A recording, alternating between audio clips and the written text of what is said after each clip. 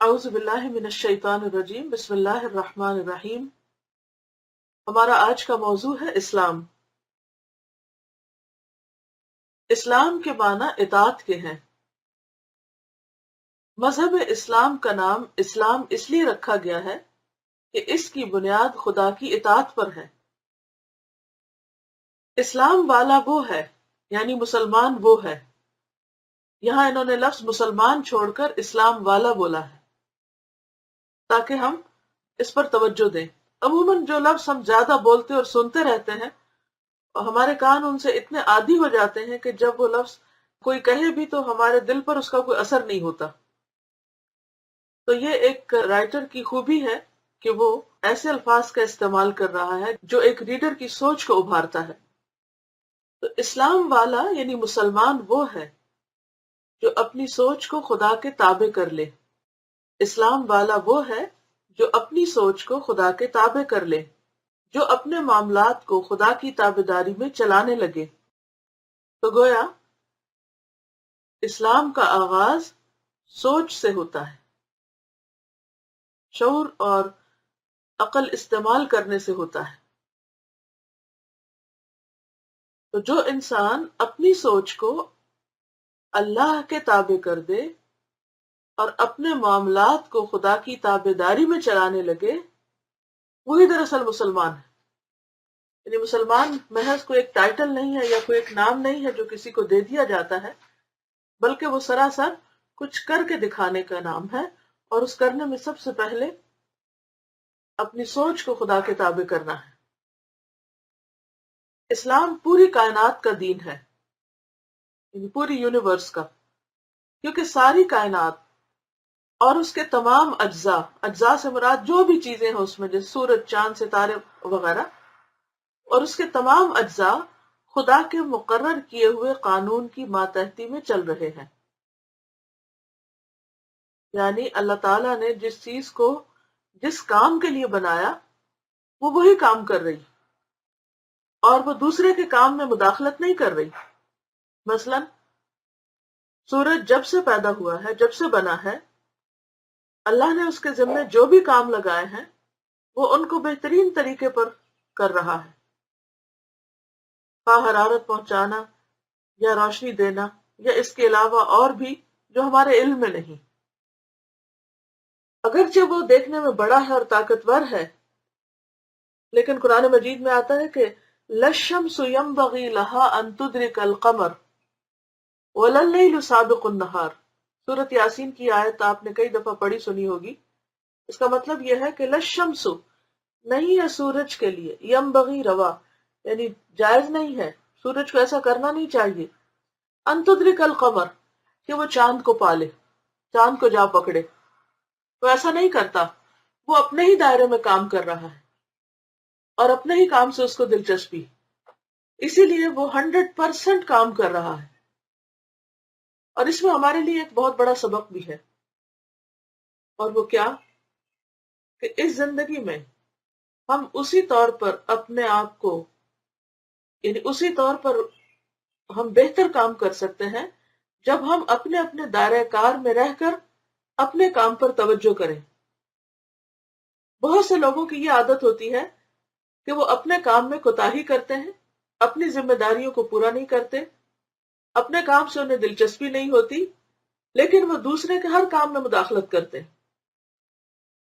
اس کے نتیجے میں ٹکراؤ پیدا ہوتا ہے اور کام کی کوالٹی اپنی بھی کم ہوتی ہے اور دوسرے کے کام بھی متاثر ہوتے ہیں۔ تو پوری کائنات کے اندر اگر آپ غور کریں تو نہ صرف یہ کہ سورج، بلکہ اسی آیت میں اللہ تعالیٰ فرماتے ہیں وَلَلَّيْلُ سَابِقُ النَّهَارِ، اور نہ رات دن سے آگے جانے والی۔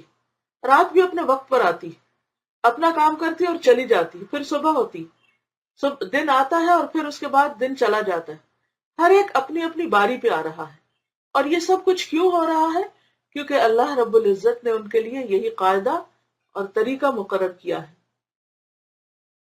تو بات یہ ہے کہ پوری کائنات اسی اصول پہ، یعنی کون سے اصول پہ؟ اسلام کے اصول پہ چل رہی ہے، اور وہ اصول ہے فرما برداری اور اطاعت کا، اور اس دائرہ کار میں رہ کے کام کرنے کا جو اللہ نے ان کے لیے مقرر کیا۔ ان میں سے ایک ایک چیز نہایت ایفیشنٹ ہے. دیکھنے میں بہت ساری چیزیں ہمیں جامد اور ساکت اور خاموش نظر آتی ہیں، یا وہ ایک جگہ پر جمی ہوئی لگتی ہیں، لیکن حقیقت میں ان کے اندر بھی ایک لائف ہے اور وہ بھی اپنا اپنا کام کر رہی ہیں. تو یہ لکھتے ہیں کہ اسلام پوری کائنات کا دین ہے، کیونکہ ساری کائنات اور اس کے تمام اجزاء اجزاء میں صرف بڑے بڑے اجزاء ہی نہیں بلکہ چھوٹے چھوٹے بھی، یعنی ایک ایٹم تک، نیوٹرون اور پروٹون تک، تمام کے تمام خدا کے مقرر کیے ہوئے قانون کی ماتحتی میں چل رہے ہیں، یعنی اس قانون کی وہ پوری طرح پابندی کرتے ہیں. یہی کائناتی رویہ انسان سے بھی مطلوب ہے، یعنی جو کچھ کائنات میں ہو رہا ہے وہی چیز دراصل انسان سے بھی مطالبہ کی گئی ہے. انسان کو بھی اسی طرح خدا کا فرما بردار بن کر اپنی زندگی بسر کرنا ہے، جس طرح بقیہ کائنات مکمل طور پر خدا کی فرما بردار بنی ہوئی ہے.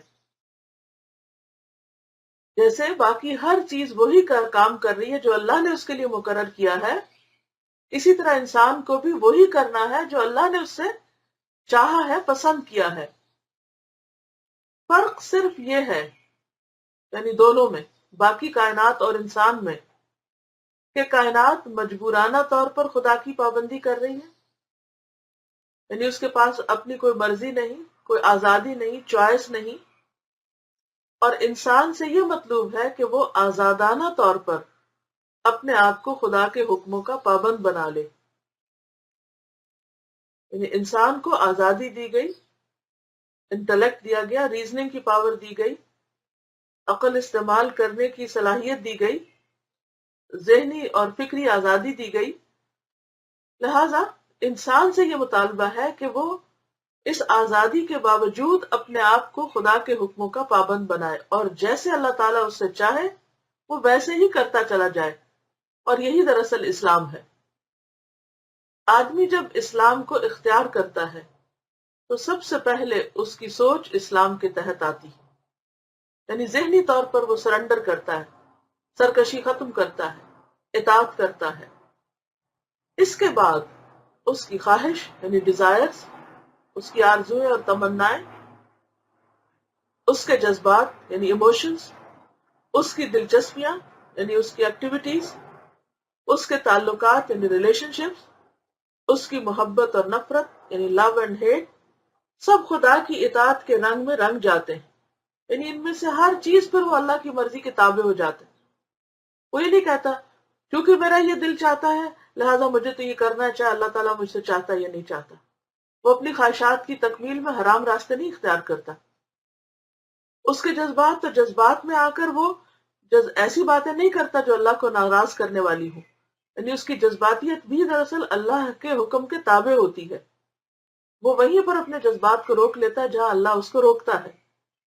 اس کی دلچسپیاں یعنی اس کے جو روزمرہ کے کام کاج ہیں، اس کی من پسند چیزیں ہیں، اس کی ایکٹیویٹیز، اس کے شغل، اس کی ہابیز، یہ ساری کی ساری بھی سوچی سمجھی ہوتی ہیں. وہ کسی بھی بیکار اور بے مقصد کام میں ہاتھ نہیں ڈالتا. وہ جو بھی کام شروع کرتا ہے وہ سوچ کے کرتا ہے کہ کیا میرا رب اس پر راضی ہے یا نہیں، کیا میرا رب اس کو پسند کرے گا یا نہیں. اس کے تعلقات یعنی خواہ وہ اپنے رشتہ داروں کے ساتھ ہو یا دوستوں کے یا ہمسایوں کے یا کسی بھی انسان کے ساتھ ہو، اور خواہ باقی تمام نیچر کے ساتھ، یہ تعلقات بھی اللہ کی مرضی کے تابع ہوتے ہیں. یعنی اپنی خواہشات کے تابع، اپنی مرضی کے تابع نہیں کہ جب اس کا موڈ ہو، جب اس کا دل چاہے وہ ماں باپ کی بات مانے، اور جب اس کا دل نہ ہو تو وہ انکار کر کے چلا جائے. یا اسی طرح ہسبینڈ اینڈ وائف بھی آپس میں ریلیشن شپ ایسا نہ ہو کہ اگر خوش ہیں تو ایک دوسرے کے حقوق پورے کریں، اور اگر خوش نہیں تو پھر چاہے اللہ کی طرف سے کوئی حکم ہو تو اس کی پابندی نہ کرے. پھر اسی طرح باقی انسانوں کے ساتھ بھی، یا اپنی جو ذمہ داریاں ہیں کام کاج اور پیشے کے اعتبار سے، کہ انسان کہے کہ ہاں یہ مریض چونکہ مجھے اچھا لگتا ہے لہٰذا اس کا تو میں ٹریٹمنٹ کروں گا، اور وہ مریض کی شکل مجھ کو، اس مریض کی شکل پسند نہیں لہٰذا اس سے میرا کوئی سروکار نہیں. تو وہ یہ طریقہ نہیں اختیار کرتا. وہ یہ دیکھتا ہے کہ بحیثیت ڈاکٹر میری ذمہ داری کیا ہے، اور اس میں وہ عدل و انصاف سے کام لیتا ہے اور اپنے فرائض کو پوری طرح سر انجام دیتا ہے. اسی طرح اس کے تعلقات اس میں بھی وہ یہ پک اینڈ چوز نہیں کرتا کہ ہاں یہ میرا بھائی تو بہت اچھا ہے، میرا خیال رکھتا ہے، لہٰذا اس سے تو میں تعلق رکھوں گی، اور فلاں بھائی جو ہے وہ تو مجھ سے ناراض ہی رہتا ہے، لہٰذا میرا اس کا کوئی رشتہ نہیں، میں تو ساری ٹائز کاٹ رہی ہوں۔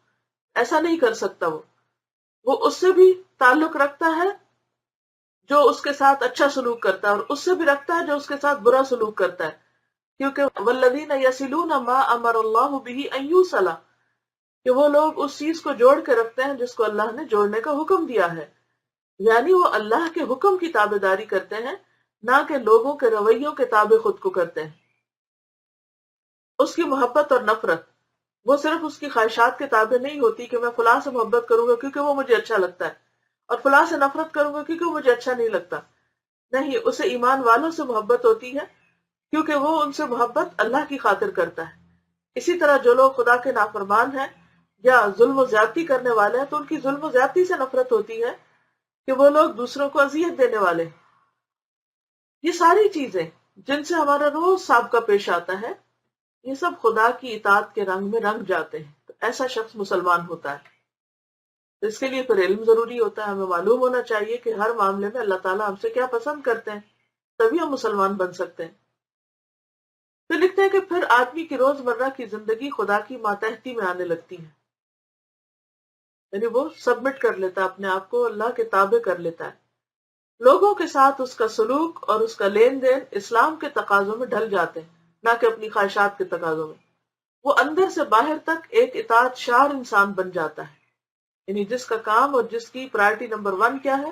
اللہ کی فرما برداری، خواہ حالات موافق ہوں یا نہ ہوں۔ انسان خدا کا بندہ ہے، انسان کے لیے درست طریقہ صرف یہ ہے کہ وہ دنیا میں خدا کا بندہ بن کر رہے۔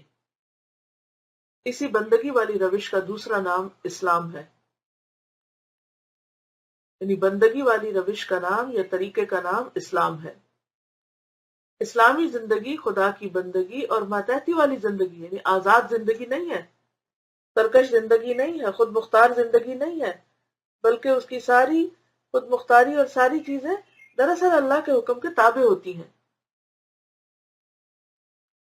غیر اسلام یہ ہے کہ آدمی سرکش بن جائے اور خدا سے آزاد ہو کر زندگی گزارے، یعنی یہ اسلامی رویہ نہیں کہ یہ سوچے ہی نہ انسان کہ اللہ نے کیا چاہا ہے اس سے، اور وہ کہے کہ مجھے اس کی پرواہ نہیں کہ اللہ کیا چاہتا ہے، یا زبان سے نہ بھی کہے تو اپنے حال سے کہے کہ بس مجھے تو یہ پرواہ ہے کہ میں کیا چاہتی ہوں، یہ لوگ مجھ سے کیا چاہتے ہیں، یا میرا دنیاوی فائدہ کس میں ہے، میں تو وہ کروں گی۔ نہیں، ایک مسلمان عورت اس طرح نہیں سوچتی۔ اس کے مقابلے میں اسلام یہ ہے کہ آدمی اطاعت شعار ہو اور اپنے آپ کو خدا کی وفاداری اور ماتحتی میں دیتے ہوئے زندگی گزارے۔ یہی دوسرے لوگ، یعنی اس قسم کے لوگ خدا کی رحمتوں میں حصہ دار بنائے جائیں گے۔ تو یہ ہے آج کا ہمارا سبق، اور اگر اب اس پر آپ کے ذہن میں کوئی سوال ہو تو آپ کر سکتے ہیں۔ آدمی جب اسلام کو اختیار کرتا ہے تو سب سے پہلے اس کی سوچ اسلام کے تحت آتی ہے۔ تو آپ جب اس کو ایکسپلین کر رہی تھی نا تو میرے ذہن میں سے بہت اللہ والا ہی آ رہا تھا۔ جیسے آپ نے جب سورہ بقرہ کی تفسیر کی تھی تو اس میں آپ نے بہت اللہ میں بتایا تھا کہ اللہ کا رنگ ہونے کا مطلب یہ کہ انسان کا اٹھنا بیٹھنا، بات چیت، اوڑھنا بچھونا، ہر چیز میں اللہ کا رنگ نظر آنا چاہیے۔ تو اس کو سن کے تو وہی ساری چیزیں ذہن میں آ رہی تھی کہ obviously اللہ کا رنگ یہی ہے کہ ہمارا، اور اسلام بھی یہی ہے کہ انسان جو کچھ بھی کرے اور جو بھی سوچے وہ سارا اللہ تعالیٰ کے تابع ہو۔ بالکل، کیونکہ قرآن پاک میں بھی آپ کی اس بات سے مجھے یہ بھی یاد آیا کہ قرآن پاک میں اللہ تعالیٰ فرماتے ہیں کہ ان الدین عند اللہ الاسلام، کہ دین اصل میں اللہ کے نزدیک اسلام ہی ہے، اور وَمَن يَبْتَغِ غَيْرَ الْإِسْلَامِ دِينًا فَلَن يُقْبَلَ مِنْهُ، اور اگر اسلام کے علاوہ کوئی اور دین کوئی تلاش کرے گا تو وہ اسے قبول ہی نہیں کیا جائے گا، وَهُوَ فِي الْآخِرَةِ مِنَ الْخَاسِرِينَ، اور آخرت میں وہ خسارہ پانے والوں میں شامل ہوگا۔ تو اس سے پتہ یہ چلتا ہے کہ ہمارے پاس کوئی اور چوائس نہیں ہے کہ ہم اللہ کی فرما برداری چھوڑ کر کچھ اور کرنے لگیں اور پھر کامیاب بھی ہو جائیں۔ جی ہاں، اب آپ بتائیے۔ انہوں نے لکھا ہے کہ in Quran we read that when Allah asked heaven and earth to come in a tawan or karhan, they said we come with a tat.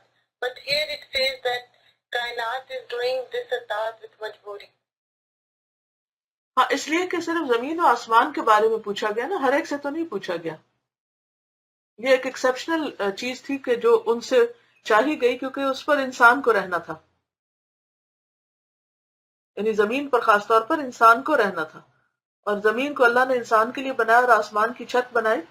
اور اگر یہ دونوں چیزیں جن پر انسان کی زندگی کا دار و مدار ہے، اگر یہ اپنی مرضی کرنے لگتی تو پھر اس صورت میں انسان کے لیے رہنا کتنا مشکل ہوتا. اسی لیے پہلے ہی سپارے میں اللہ تعالیٰ جہاں حکم دیتے ہیں کہ لوگوں عبادت کرو اپنے رب کی، تو وہاں ان دونوں نعمتوں کا خاص طور پر ذکر کیا جاتا ہے کہ جس نے زمین کو فرش بنایا اور آسمان کو چھت بنایا. یہ دراصل انسان کو آنر دینے کے لیے. لیکن یہ نہیں پتہ چلتا کہ باقی تمام چیزیں جو ہیں ان سے بھی پوچھا گیا. اور ایک اور بات یہ ہے کہ اگر وہ خوشی سے اطاعت نہ بھی کرتی تو کیا ہوتا، انہیں مجبوراً کرنی پڑتی. اور باقی چیزیں بہرحال کر ہی رہی ہیں، اور ان کی خوشی سے کرنے کا مطلب یہ ہے کہ وہ بہرحال اپنے آپ کو اللہ کی پوری تابعداری اور پابندی میں دیے ہوئے ہیں. انہوں نے ایک دفعہ یہ کہہ کہ ہم اطاعت کریں گے، اس کے بعد انسانوں جیسا رویہ اختیار نہیں کیا کہ وہ کہیں کچھ اور کریں کچھ. جو انہوں نے کہا وہ کر بھی رہے ہیں.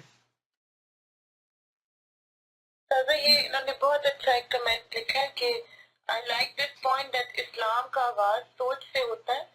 یعنی اگر ہم اپنی سوچ اور عقل کو اللہ کے تابع نہیں کرتے تو ہم شعوری مسلمان نہیں ہیں. بالکل صحیح سمجھا انہوں نے. اور ایک اور اسٹوڈنٹ نے اسی بات پہ کمنٹ کیا کہ ہماری سوچ میں بھی اللہ کی اطاعت ہونی چاہیے؟ کیا ہماری سوچ کا بھی حساب ہوگا؟ جی بالکل ہوگا، کیونکہ اگر سوچ میں اللہ کی اطاعت نہیں ہے اور اندر ایک نان ایکسپٹنس کا رویہ ہے، تو پھر اگر آپ صرف ظاہری طور پر کر بھی رہے ہیں اور اندر آپ کے اعتراض ہے اور ایک ناراضگی ہے اللہ سے، تو وہ تو قابل قبول نہیں.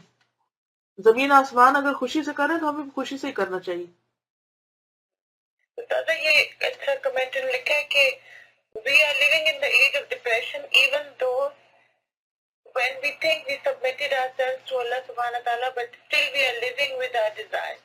What is required is learn the lesson from Ayat Konya and surrender with our heart and soul. Only then we can avoid depression and stress. ہاں جی، وہ تو انسان کو یہ بات نہیں ہے درست کہ صرف یہ ایج ہے ڈپریشن کی. وہ تو اللہ تعالیٰ نے ڈے ون سے ہی جب انسان کو دنیا میں بھیجا تھا تو ساتھ ہی کہہ دیا تھا فَمَنِ اتَّبَعَ هُدَايَ فَلَا خَوْفٌ عَلَيْهِمْ وَلَا هُمْ يَحْزَنُونَ. کہ جو میری ہدایت کی پیروی کرے گا، جو تابعداری کرے گا، اس کے لیے کوئی خوف اور غم نہ ہوگا. انہوں نے سوال کیا کہ قرآن کا جو لیسن تھا اس میں سے ایک ان کو کوشچن ہے کہ کچھ لوگ ہیں جو قرآن پڑھتے ہیں لیکن ان کی عقائد نہیں بدلتے، لیکن یہ کہ وہ اور چیزیں ڈھونڈتے رہتے ہیں. اس جملے کو ہم کس طرح سے ایکسپلین کریں؟ یعنی قرآن تو پڑھتے ہیں لیکن دل جیسے نہیں بدلتے. پھر بھی ہمارا کام ہے پڑھاتے جانا، دل بدلنا تو اللہ کا کام ہے. قرآن پاک میں اللہ تعالیٰ فرماتے ہیں کہ اِنَّكَ لَا تَهْدِي مَنْ أَحْبَبْتَ. آپ ہدایت نہیں دے سکتے جس کو آپ چاہیں، تو اللہ ہی ہدایت دیتا ہے جس کو چاہتا ہے. اب یہ ہے کہ ایسی صورت میں انسان کسی کو بھی یہ سوچ کے بتانا یا سکھانا نہ چھوڑ دے کہ وہ بدل نہیں رہا، اپنا کام کرتے جائیں. والدین کے ساتھ اچھا سلوک نہیں کر رہے، اس کو امپورٹنس نہ دیں تو کس طرح پہ ڈیل کرنا چاہیے؟ یعنی سمجھانے کا طریقہ کیا ہوا ایسے لوگوں کو؟ تو میں تو خیال ہے جیسے بکلیٹ بھی ہے والدین ہماری جنت، اور اسی طرح آپ کو ایک لیکچر بھی ہے والدین ہماری جنت، تو میرے خیال میں وہ چیزیں دل تو اللہ ہی بدل سکتا ہے. بالکل، یعنی انسان جتنا سمجھا سکتا سمجھا دے اور باقی اللہ پہ بھروسہ کرے. آج نہیں تو کل دل کھل جائے گا. صبر سے کام لے. لکھا کہ do non-believers also do tasbih as everything doing tasbih of Allah. ان کا جسم کر رہا ہوگا، ان کا شعور اور ان کی جو اپنی چوائس کے ساتھ نہیں وہ کر رہے. جو ہمارے ہاتھ پاؤں ہیں سب کچھ یہ اللہ کی تسبیح کرتے رہتے ہیں اگر ہم نہ بھی کریں، لیکن ان کی تسبیح سے ہمیں کوئی فائدہ نہیں ہوگا. اصل فائدہ اس وقت ہے جب ہم اپنی سوچ کے ساتھ اور اپنی مرضی کے ساتھ کریں گے، کیونکہ اصل چیز ہے ہماری مرضی. کہ ہم کیا چاہتے ہیں اور ہم کیا کر رہے ہیں. حضرت نے لکھا ہے کہ اتنے سالوں سے ہم اسلام کو فالو کر رہے تھے لیکن آج کا لیکچر سن کے we feel so privileged to be part of Islam. الحمدللہ. اور ہمیں یہ بھی سوچنا چاہیے کہ جس رب نے ہمیں بنایا ہے اور جس نے یہ ساری چیزیں بنائی ہیں ان کو اسی کی خوشی میں استعمال کریں. ہم اسی میں کامیابی ہے. عقل کا تقاضا بھی یہی ہے کہ ہمارے دل، دماغ، زبان، ہاتھ، پاؤں سب اللہ نے بنایا ہے. ہم میں سے خود کسی نے کچھ نہیں بنایا. تو اگر اس نے بنایا ہے تو پھر اسی کا حق ہے نا کہ سب سے زیادہ اس کی مرضی کے مطابق ان چیزوں کو استعمال کیا جائے. کیونکہ اگر ہم کوئی چیز بنائیں، مثلا آپ نے اپنا گھر بنایا اور آپ ہی کو اس میں رہنے نہ دیا جائے یا آپ کی مرضی کے مطابق اسے نہ چلنے دیا جائے تو پھر آپ دیکھیں گے کہ آپ کیا محسوس کریں گے. مثلا گھر آپ کا ہو اور آپ اپنی مرضی سے کوئی چیز وہاں نہ رکھ سکیں نہ اٹھا سکیں تو یہ ظلم اور زیادتی ہوگی نا.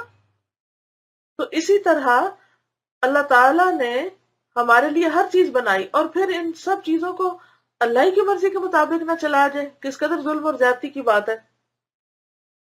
استاذہ کچھ اسٹوڈنٹس لکھا ہے کہ I used to do tit for tat but now I have changed because now I know we have to obey Allah, not our heart, and Allah will ask us what we had done, not others, what others are doing. الحمدللہ. اللہ تعالیٰ اور برکت ڈالے آپ کی سوچ اور اس عمل میں. استاذہ انہوں نے لکھا ہے کہ استاذہ ماشاء اللہ after listening to your lectures my life has changed a lot. I started doing sabr in everything. الحمدللہ کیونکہ صبر ہی کے ساتھ کامیابی ہے. کیونکہ آج میں صبح حضرت یونس علیہ السلام کے بارے میں سن رہی تھی کسی کا لیکچر کہ جب اللہ تعالیٰ نے ان کی قوم کے خلاف فیصلہ بھی کر دیا کہ 3 دن کے بعد عذاب آ جائے گا تو یونس علیہ السلام گھبرا کے آخری مومنٹ پہ چھوڑ کے چلے گئے. اب بعد میں جب قوم نے عذاب آتے دیکھا تو فوراً توبہ کرنے لگے اور سوچنے لگے اور پلٹ آئے. تو اگر یونس علیہ السلام صبر کرتے اور وہاں موجود ہوتے تو وہ اپنی قوم کے پلٹنے کو دیکھ کر کتنے خوش ہوتے اور کامیابی کتنی قریب تھی. لیکن کیا ہوا یہ کہ وہ چلے گئے اور پھر وہ جب کشتی میں سوار ہو کر کہیں جانے لگے تو آپ سب کو اس اگلی کہانی کا پتہ ہے کہ بہرحال پھر وہ کشتی ڈوبنے لگی اور پھر قرہ اندازی ہوئی اور ان کا نام نکلا اور ان کو سمندر میں پھینکا گیا اور مچھلی کے پیٹ میں چلے گئے اور وہ مچھلی اندھیروں میں نیچے سمندر کی تہہ میں کے قریب چلی گئی. تو یہ سارا وقت ان کے لیے کس قدر آزمائش کا وقت بن گیا. تو بعض اوقات ہم بھی ایسا ہی رویہ اختیار کرتے ہیں کہ بے صبرے ہو کر ایسے رویے اختیار کر لیتے ہیں جو کہ الٹیمیٹلی ہمارے لیے اچھے نہیں ہوتے. تو یہ بھی ہمیں یاد رکھنا چاہیے کہ شیطان سب سے بڑا حملہ اس وقت کرتا ہے جب بالکل ہم کامیابی کے قریب ہوتے ہیں. تو بعض اوقات بنے بنائے کھیل کو بگاڑ دیتا ہے. تو صبر جو ہے نا وہ آخری مرحلے تک بہت ضروری ہے. اگر ہم ساری زندگی بھی صبر کرتے رہے ہیں اور آخر میں آ کر ہم بے صبری کر جائیں تو سب کیے دھرے پہ پانی پھیر دیں گے. تو یہ صرف ایک دن کی یا ایک مہینے یا ایک دفعہ قرآن پڑھنے کی یا ایک چند دنوں کی بات نہیں ہے. اس کو ہمیشہ کے لیے مینٹین رکھنا بھی ضروری ہے اور یہ اللہ ہی کی مدد کے ساتھ ہو سکتا ہے. اس لیے انسان اپنے نفس کے شر سے اپنے آپ کو اللہ کی پناہ میں دیتا رہے اور کبھی اپنے آپ کو یہ نہ سمجھے کہ میں بہت قابل ہوں اور میں سب کچھ کر سکتا ہوں. چلیے آج کے لیے میرا خیال ہے اتنا ہی کافی ہے. میں اجازت چاہتی ہوں. السلام علیکم ورحمۃ اللہ وبرکاتہ.